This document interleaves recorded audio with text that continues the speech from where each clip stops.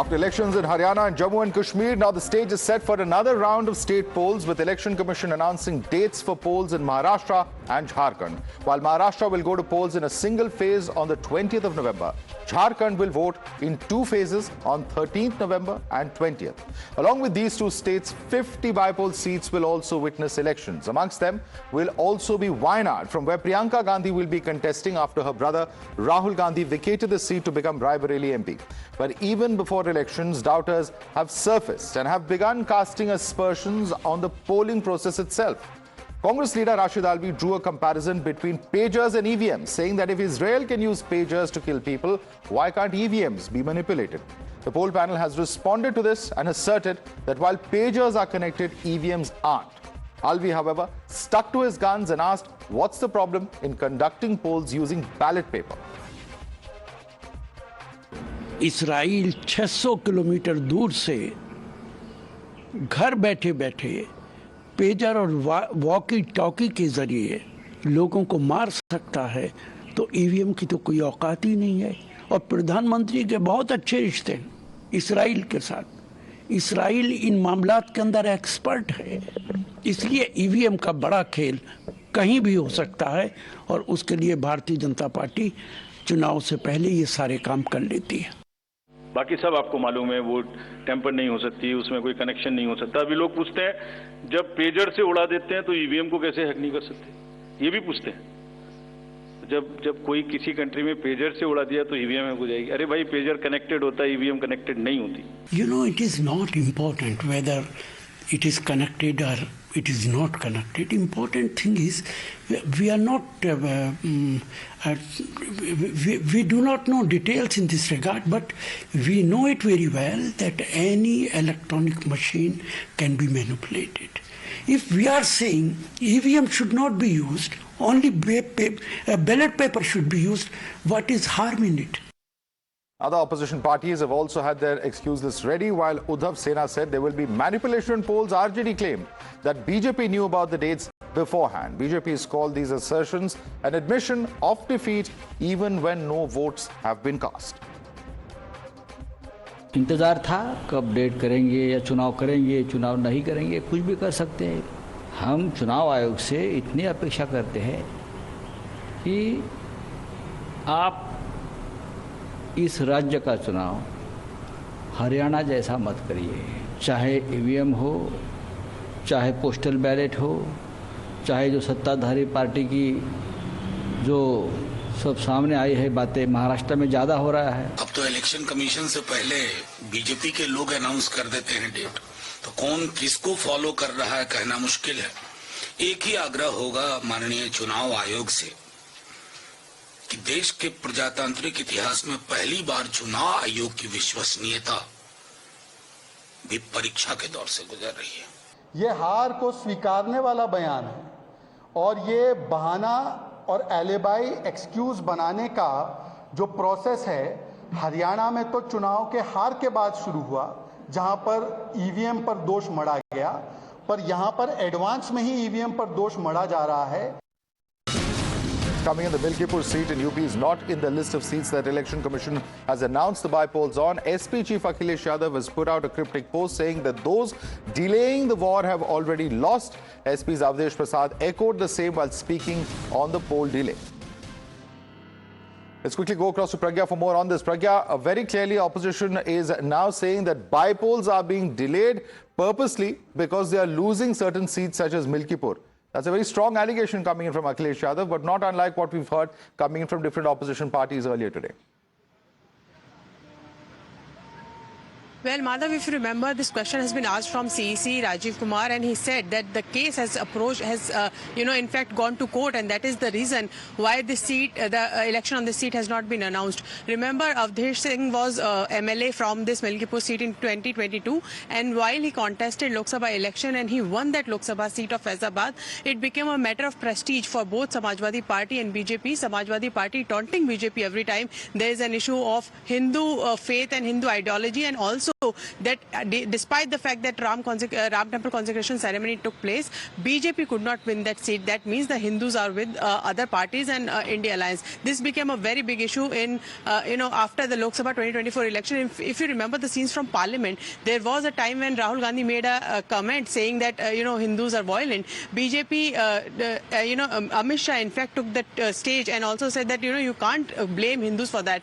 In fact, at that time also, Samajwadi Party, Akhilesh Yadav tried every best, to make Avdesh Prasad sit on the front row. So showing the BJP time and again that, Ayodhya and Faizabad was won by the Samajwadi Party and not by the BJP despite their Hindu plan. But this seat has not been announced because there is an affidavit that has been filed by the former, MLA Baba Gorakhnath saying that the notary who has notified the nomination of Mr. Avdesh Prasad, his license was expired. In fact, for many years before that. So it's a legal issue, it's a technical issue that's pending before the courts, and that's why the election is not being conducted at the moment, is what the Election Commission is saying. Thanks so much for joining us, Pragya, with that quick update. Let's quickly open this across to our guest now. And joining us now is Pradeep Bhandari, national spokesperson of the BJP. We have Krishna Hegde, spokesperson of the Shiv Sena Shinde. Sanjay Jha, author, is with us. Chandra Sekhar Jha, leader of Shiv Sena UBT, is with us. Let me start first and foremost with you. Sanjay Jha, we have Mr. Rashid Alvi making a very curious charge that, if pagers can be hacked or they can be used to kill remotely, then why can't EVMs be hacked? Election Commission clarifies and then he says, no, we are talking about using ballot papers. Shifting the goalpost here? Sanjay Jha? Madhav, good evening. I want to make this one point. I'm sorry I'm getting an echo. If you can fix it, I'll carry on in the meantime. All right, we'll try and fix that in just a minute. Madhav, there is no denying that the EVM has questions that has been raised by all parties other than the BJP. Why is the BJP not in favor of ensuring 100% foolproof system? That I think the BJP spokesperson can best answer. But we all know what LK Advani and GVL Rao felt about the EVM when they were in the opposition. I'm not saying anything about the EVM other than the fact that if there is any doubt being felt by anybody, tomorrow let's assume that the BJP feels that they lost an election because there were some EVMs that were faulty. I would never criticize them. I would never mock them for saying, why doesn't an inquiry happen by the Election Commission? That's their legitimate right in a democracy. So, Madhav, my simple question is, please do not think that, the opposition, whether it's a Congress or any other regional party, is trying to just cry over spilt milk. We have one Himachal with the EVM. We have one Karnataka with the EVM. We have one, Telangana with the EVM. But we are still saying that the EVM needs to be strengthened and be made foolproof because there should be no suspicion on the mind of anyone that a system can be hacked or be subjected to any fabrication. Well, Sanjay Jha, I will just say this. The same election that was held in Jammu and Kashmir, you won with the EVM, and in Haryana, you lost with the EVM. The question that many are asking is, how can there be different yardsticks and the EVM be okay only in the states where you win an election? That is the question that everyone is asking, particularly given the clarifications that have come from the Election Commission today. But Madhav, here is the point. If the Congress party says that despite winning elections, I believe that the system has got fallibilities or it needs to be made robust, that is a transparent conversation, right? Absolutely, it can be but also the point, argued Sanjay Jha, that this is a conversation. Election, but you could have won by a bigger number. No, nobody's taking away the right of anyone to raise a question. The only point is that's a matter that has gone before the courts, including high courts, including the Supreme Court, about 12.5 times, and every time the process has been certified by the court. And that's why the question arises, whether we are unnecessarily dragging an issue. Of course, everyone has a right to raise it if they feel that there is some legitimate concern. But Pradeep Bhandari, question from Sanjay Jha. It is your party's leaders, Mr. LK Advani and others, who have first raised questions and doubts about the EVM and its efficacy. And therefore, we also have a right to do so when we are in opposition. That's what Sanjay Jha is saying. Please respond to him.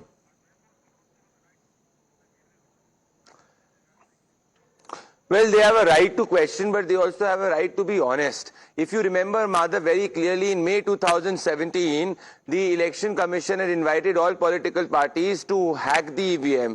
I very well remember that at that time in Delhi Assembly, Saurabh Bharadwaj had demonstrated a dummy machine as an analogous to an EVM, which later came out to be a fake news, and it was a fake propaganda. So when the Election Commission called on all political parties, not a single political party could come and hack the EVM.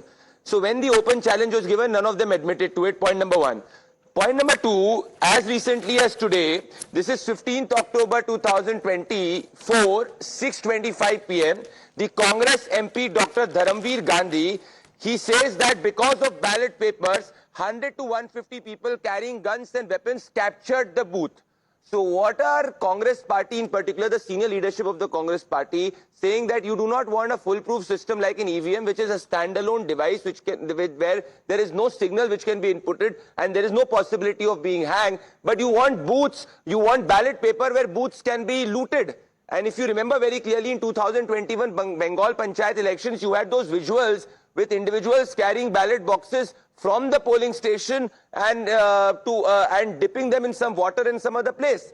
So my question is that the Congress party with the same EVM wins elections. We do not question the democratic institutions. But when they lose elections, rather than introspecting, they start to question the democratic institutions. So the larger ploy of the Congress party is to discredit our democratic institutions. Had the Congress party been honest in it, we would understand. Remember what Jairam Ramesh said before the Lok Sabha elections? 100 DMs were called by the Home Minister and he was trying to reduce or change the counting. When the Election Commission asked him for a proof, the Congress party is still not given a proof. So what do you call a party which makes an allegation without a proof? It is sinister design. All right, it's nothing but a sinister design, Sanjay Jha, on your part, and your own party's leader, Mr. Dharamveer Gandhi, is saying that you can't go back to ballot papers because very clearly what he's referring to is the practice of booth capturing, which EVMs, to their credit, have successfully eliminated. Well, Madhav, frankly, Mr. Bhandari's passionate outburst is rather misplaced, because I would like to quote to him what the Supreme Court has been saying, not just on the Election Commission, but on many institutions like the ET and the CBI, my dear friend. So let's be honest about it.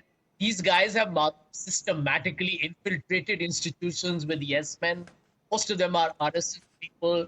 They don't care about Indian democracy. They are throttling freedom of expression. They are going after people with a vicious political vendetta, exposed in the electoral bond scam. So I can tell you the BJP today is going to try every trick in the bag to hang into power, which is what they're trying to do. But end of day, we are very confident that the public of India will reject them. The first blow happened in June, and I'm hoping the Maharashtra Jharkhand elections will be the next big step. Okay. One question, Pradeep Bhandari, that has been repeated time and again, particularly in the context of Maharashtra, is that why was there a delay? Because the opposition there in Maharashtra at least is saying that this delay was to enable, certain announcements to happen, which would perhaps, work to the benefit of the ruling alliance there in Maharashtra, which of course the BJP is a part of. How do you respond to this charge coming in? Well, I'll just respond to that charge, but if you observe very conveniently, Sanjay Jha shifted the goalpost towards individuals manning institutions. Just on a factual point, Madhav, whenever the EVM case has gone to the Supreme Court has ruled for 7 consecutive times. You can check, ask your research team to check, that EVMs are foolproof. Not even once the Supreme Court has said that it can be tampered. So Mr. Sanjay Jha is misreading the Supreme Court verdicts in this case, point number 1. On the part of why the Maharashtra elections have happened in November, I think till yesterday Sanjay Jha was saying, why couldn't a multi-phase election be conducted in a single phase? Now when the Election Commission is conducting the Maharashtra elections in a single phase, now they have a problem with that. Till yesterday Mr. Sanjay Jha was saying that Maharashtra, they are winning. So if they believe that they were winning Maharashtra yesterday, I don't think the ground can change today. The only issue is, Madhav, that like Haryana, where they were speaking everything, but the jhoot ki dukaan of the Congress party was exposed by the people of Haryana. They very well know that the same jhoot ki dukaan will be exposed in Maharashtra and Jharkhand. And I thank Mr. Sanjay Jha for believing that June is a huge blow. Thank you, Mr. Sanjay Jha. You keep on believing. We will form the fourth consecutive government in Lok Sabha in 2029 with a full majority. Thank you so much. Yeah, let me now bring in Chandra Sekhar Jha, leader of Shiv Sena UBT. Chandra Sekhar Jha, these comments being made are, incongruous. Thus, till now, you had a problem where the schedule was not announced, that the poll announcement was not made. Now that the announcement has been made, there are all sorts of charges. Mr. Sanjay Raut coming out to say that we don't want to see a Haryana in Maharashtra, money power will be used, administration will be misused, so on and so forth. Are these, an admission of guilt or admission of loss, I beg your pardon, as the BJP is now alleging? No, these are not admissions of loss. As it is suggested that the delay has been caused by the Election Commission in announcing the elections in Maharashtra. Now, this could have been announced very well with the Haryana elections. And this delay has not been explained by the ECI concretely. Why there was a delay, why belatedly it has been announced, how the polls have to be conducted. These were not done. And we were asking for within 2 months, last two months, that why the polls have not been announced with Haryana polls. And eventually now this has been announced and we are ready to fight. We have never suggested that we will be losing the battle. We have raised pertinent questions in concerning the ECI, concerning the ruling state government, the law and order situation in Maharashtra, everything, how these scams have been done, the ministers have been attacked, broad daylight murders have been conducted, and there is no action on behalf of the state government. Badlapur incident, the High Court has to come out and give elections to the police. These things have come out. Right. I mean, let's not bring in those incidents, but I will ask specific questions to Mr. Krishna Hegde. Mr. Krishna Hegde, is it just a coincidence that the Diwali bonus announcement or the toll tax free announcement, all of these flurry of announcements have happened just before the poll schedule has been announced? Krishna Hegde? Not at all, Madhav. If you look at the working style of the government, from the first day we've been announcing things for the people. This is a government which works 24/7, not on Facebook Live like Uddhav Thackeray government. Uddhav Thackeray went to Mantralaya 2 times in 2.5 years, and it is a fact. And that is why 110 legislators left him and came with Eknath Shinde and the Mahayuti government. Secondly, let me tell you on the EVM issue, it is the Congress which introduced the EVM. For so many years, it won elections on the EVM. Later, the Congress started losing elections. Now they are blaming the EVM. The Supreme Court called for someone to represent the Congress in the Supreme Court. They did not turn up. When the Election Commission called them several times, they did not go there. Again, they've started blaming the EVM.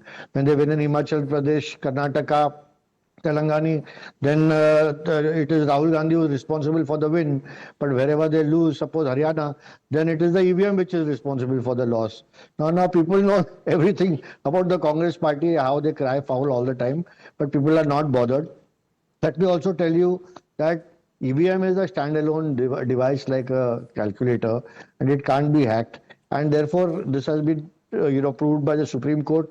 This has been informed by the Election Commission. But the only people in the world who do not understand pure logic seems to be the Congress party. Why? Because whenever they lose the election, is the EVM. How kind of absurd logic is this? I think people of the country must be also laughing by now what these people are talking about. Now, regarding Maharashtra, we'll have to leave it there. The courts of law have, of course, repeatedly, and I just want to quickly read out what has been stated since Sanjay Jha referred to the Supreme Court. I'm just very quickly reading out what the Supreme Court has said in the past as far as ballot papers are concerned. They've said that going back to ballot papers is not something, or is something that will undo reforms if ballot papers are reintroduced. Electronic voting is not something which is prevalent only in India. Multiple countries use electronic voting in varying degrees in their national elections, and this, of course, there were several other aspects that have been upheld by the Supreme Court as far as the EVM process itself is concerned. Just some food for thought. I'd like to thank all our panelists, Pradeep Bhandari, Krishna Hegde, Sanjay Jha and Chandra Sekhar Jha. Thanks so much for joining us this evening.